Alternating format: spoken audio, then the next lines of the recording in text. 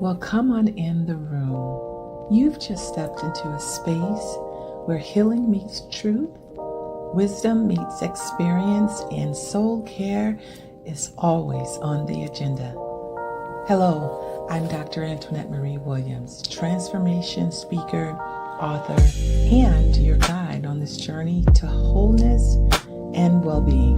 Each week, we'll pull up a chair, pour into one another, and unpack real-life conversations about healing, growth, relationships, faith, and family, and the beauty of becoming. This isn't just a podcast, it's a sanctuary. So take a breath, relax your shoulders, and come on in the room with Dr. Anntoinettemarie Williams. Well, great day to you. This is Dr. Anntoinettemarie Williams. I am so glad that you have decided to join me on today. And as we are doing that, I'm just going to say, Dr. Anntoinettemarie, turn your phone down. So let me do that right now so we're not distracted or disturbed. I want to just ask you a couple things. How was your week? Was it everything that you wanted it to be?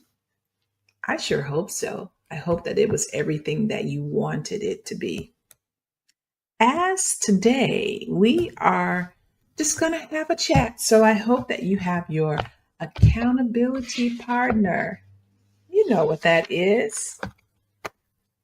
This is your accountability partner.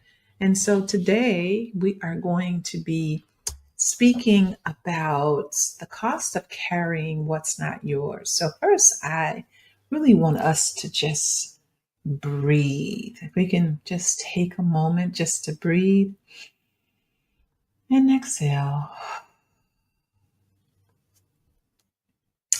A lot of times in life, we are going through so many things that many times we don't realize that we are doing what's called shallow breathing. Shallow breathing is not really even knowing the breath that we carry, not really knowing how to utilize the breath that we actually have. So let's take one more deep breath in your nose, out your mouth.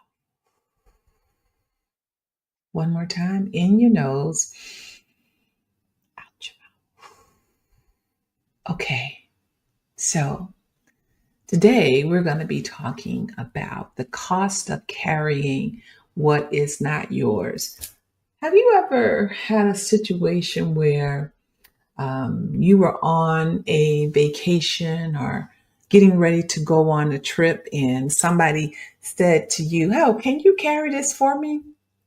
Can you hold this for me?" And then they forget that you have it. They forget that they've asked you to carry their own baggage, and yet you have your own yourself.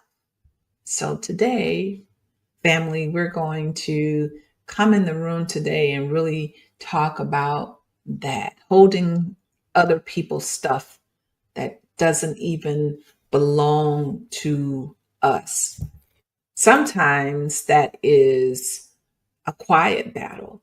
It's a quiet battle of holding things that are spiritually not yours, that are emotionally not yours, and sometimes can be mentally not yours. So I always like to tell a story about my own personal upbringing and my own experience. I remember as a young kiddo seeing lots of individuals that were carrying things that really didn't belong to them. And I remember my third grade teacher, Miss Kulakowski. Yes, it's Miss Kulakowski. And Miss Kulakowski was my third grade teacher. And I remember her one day watching another classmate, and this particular classmate had a lot going on. You could tell that she was experiencing some things that she did not really want to be going through. She would come to school and she was quiet most often, and she really didn't say a lot. And so I recall one day Miss Kulikowski saying to her, and we're going to call her Brenda just in case this person is out there. She said to her, "Hey, let's just sit down and have a conversation. And I want you to know," and I'm paraphrasing, "that I see that you are very intelligent, but tell me what's happening." And so this young lady began to talk about some of the things that she was going through.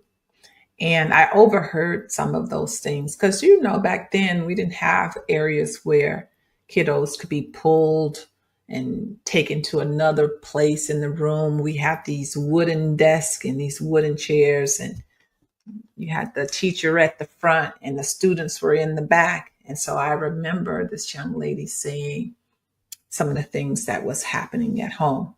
And so sometimes we are not healed based on things that we've never spoken about.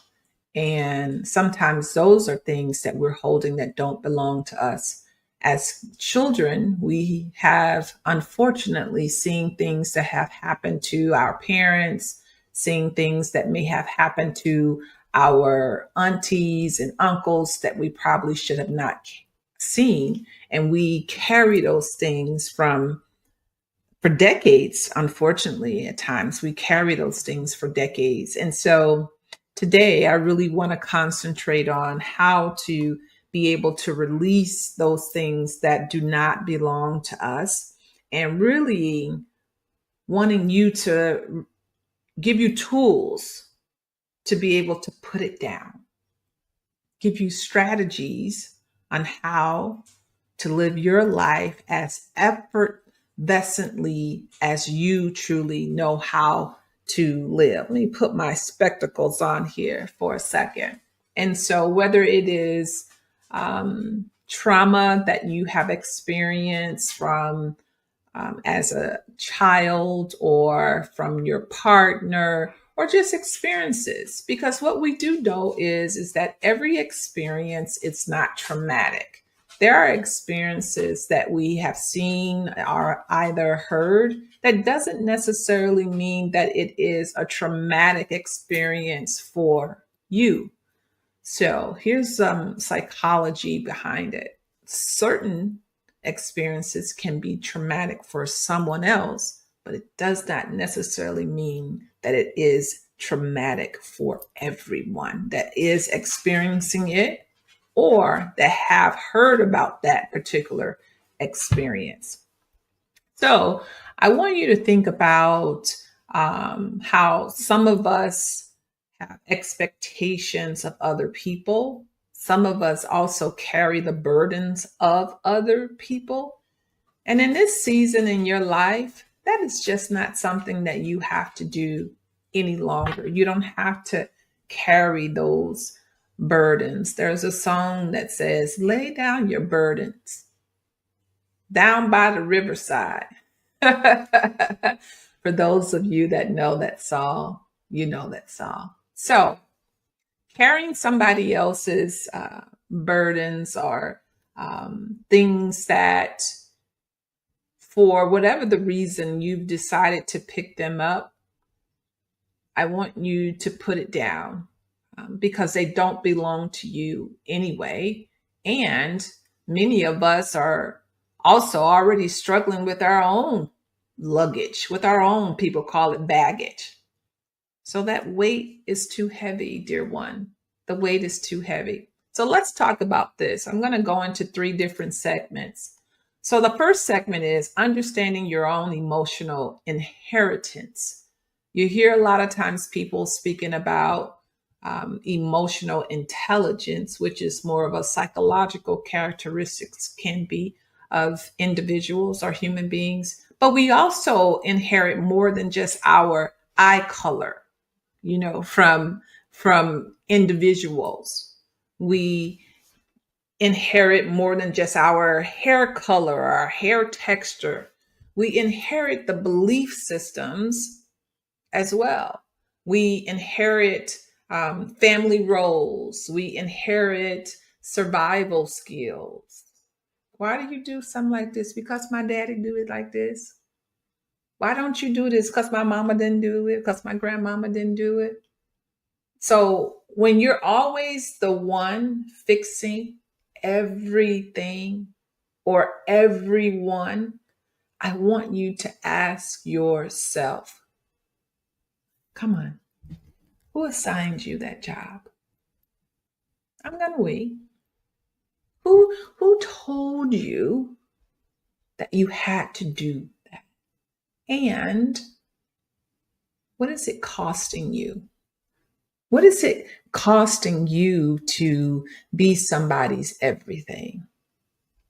What is it costing you when you know that you are neglecting yourself, but you want to be all of that to someone else? And I'm going to tell you, as I'm sitting here having this conversation with you, that thing is poking me, just that word in itself. Like, what is it costing me as Dr. Anntoinettemarie to be here and speak about these areas that we've been speaking about for the last 4 weeks? What is the cause? And who assigned you? Who assigned me this job? So I want you to be thinking about that. Who asked you to do it? Who assigned it to you? And what is it costing you? What is it costing you? Okay. Segment number 2. I want us to talk about like the stories that we carry. So for example, let's name some of the stories that we've carried that are not ours. So let me give you an example. Sometimes we carry stories that are not ours and we'll say, I have to be strong all the time. Who told you that you had to be strong all the time? Or we'll say, I'm responsible for everybody's happiness. Well, who told you that you were responsible for, even if it's not everybody's? You are only responsible for your own happiness. You are only responsible for that. You're an adult. You have no minor children, let's just say in this instance, and you're saying you are responsible for other people's happiness? Oh my, no ma'am, no sir. Other things that we carry are some stories that we carry. My needs come last. Who told you that? That your needs should always come last? Where did those stories even come from? And what do they sound like in your body? What does it sound like when you say to someone else that, don't worry about it, I'm going to take care of everything? What does that, what does your body say? Can you imagine when you say, don't worry about it, I got it. You don't have to take care of absolutely anything. I got it, I got it. And your body, I can imagine your body is saying, hold on, say what now? We have to think about the stories that we are telling ourselves. And we have to also think about, where did those stories come from? Number 3, I think it's very important that return all that stuff back to the original owner. Return what is not yours back to the original owner. My friend, I will tell you, this particular one just kind of popped when I was doing my research on this. Because this part here, returning what's not yours, this part takes courage. Your return of emotional weight, of emotional baggage, of areas that you did not ask for, your return of a standard that you know is beneath you. And you say, well, how do I do that, Dr. Williams? You have to start to create boundaries. We can call it courageous boundaries. You have to create boundaries so that you don't allow for everyone to have access to you and to your emotions, to your own sacred space. And how do you do that? Creating a courageous boundary, but you also have to say no. I know that that's hard for some people. It was hard for me years ago to say no. And as we begin to look at our own lives, sometimes the reason we don't say no is because we're already internalizing the emotion by saying no to something or someone else, what that emotion may cause in other people. But we don't internalize the pain that by us saying yes to other things that do not serve us, the baggage that is not ours, why don't we internalize our own emotions? Why don't we internalize the way our bodies are going to feel when you know that you're only one person? Return what is not yours. Return it.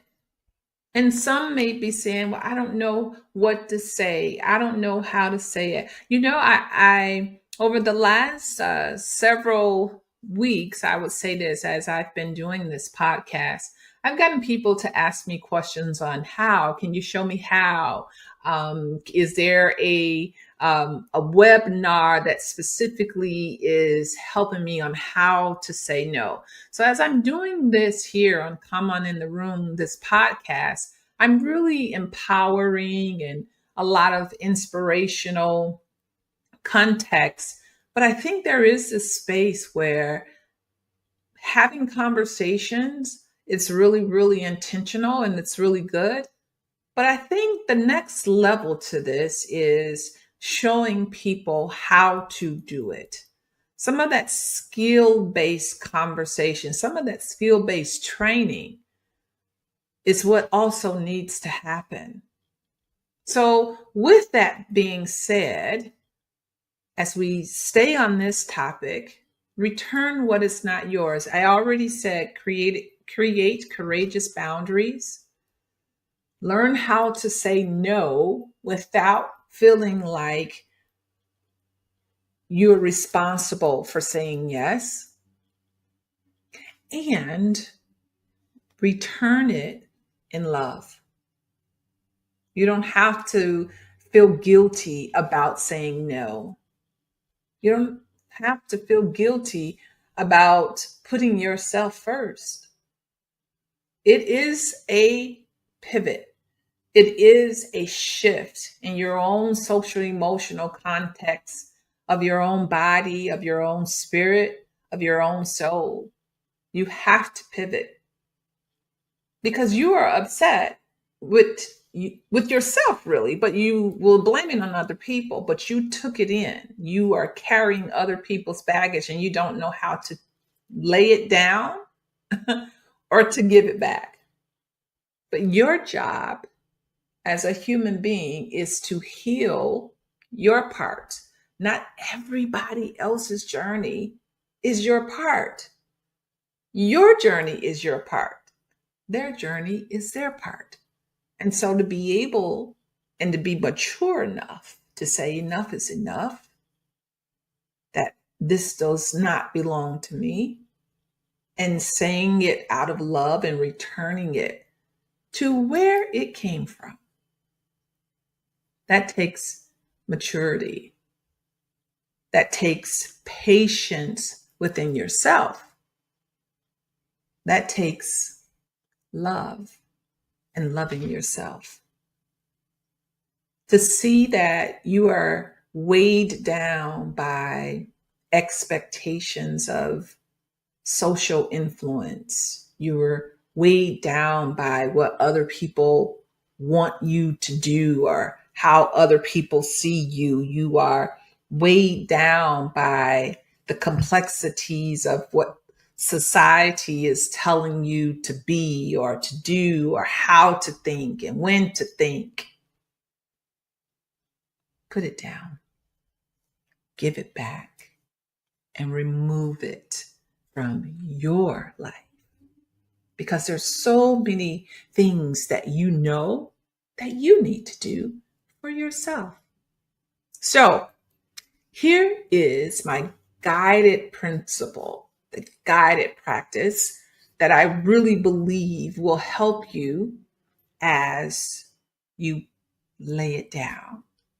Just lay it down, okay? Place your hand over your heart, just like this. Place your hand over your heart. Place your other hand over your stomach. Okay, here's my other hand. Place it over your stomach. Okay, I want you to take a really nice deep breath, not so deep that you pass out. Okay, so let's do this. Okay, this hand over your heart, your other hand over your stomach. Take a deep breath and say out loud, release what is not mine. We're going to say that 3 times. I release what is not mine. I release what is not mine. I release what is not mine. I reclaim my peace. Say it with me. I reclaim my peace. And here's the last part. I choose me. Do you feel that as you are saying that? And you should be able to feel the vibration of your vocal cord actually here. You should be able to feel that. And as you're deep breathing, you should be able to feel that in your abdomen. Placing your hand on your heart, your other hand on your stomach, breathing and saying out loud, say it with me. I release what is not mine.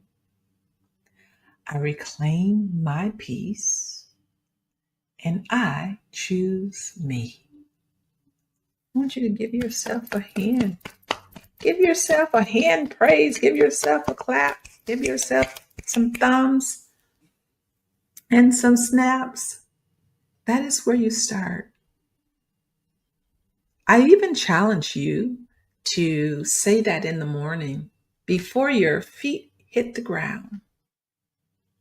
Take a deep breath, saying out loud, I release what is not mine. I reclaim my peace and I choose me. And see, won't that help you as you're getting to the day, to the start of your day? So in closing, I want to say this is, remember your accountability partner. Hold her up. Hold them up.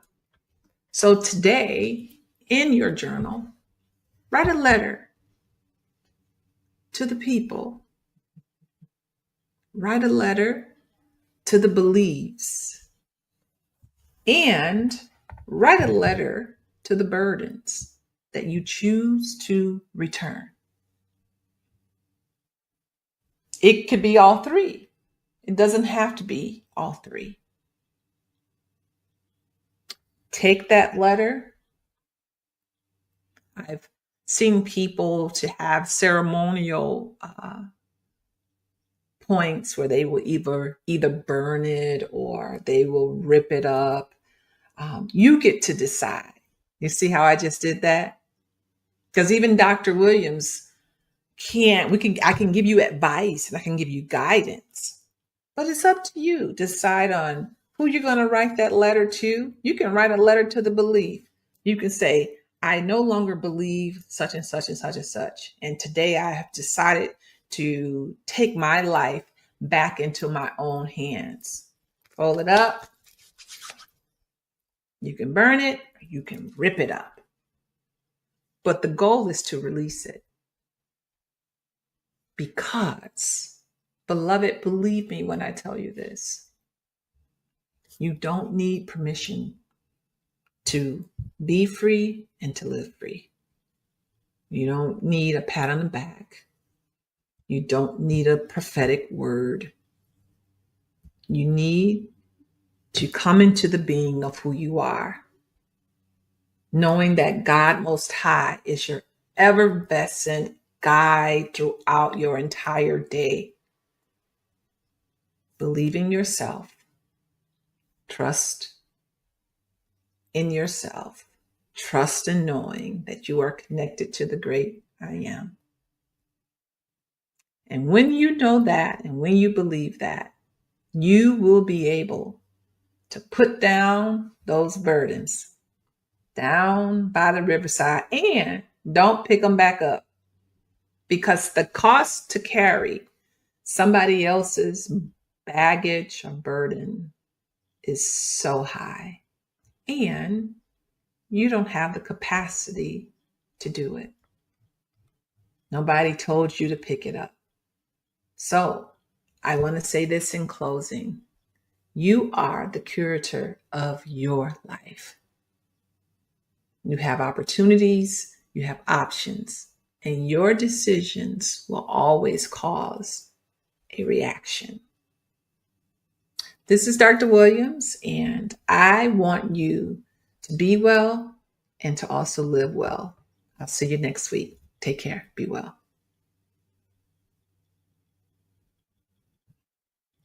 Well, come on in the room. You've just stepped into a space where healing meets truth, wisdom meets experience, and soul care is always on the agenda. Hello, I'm Dr. Anntoinettemarie Williams, transformation speaker, author, and your guide on this journey to wholeness and well-being. Each week, we'll pull up a chair, pour into one another, and unpack real-life conversations about healing, growth, relationships, faith, and family, and the beauty of becoming. This isn't just a podcast. It's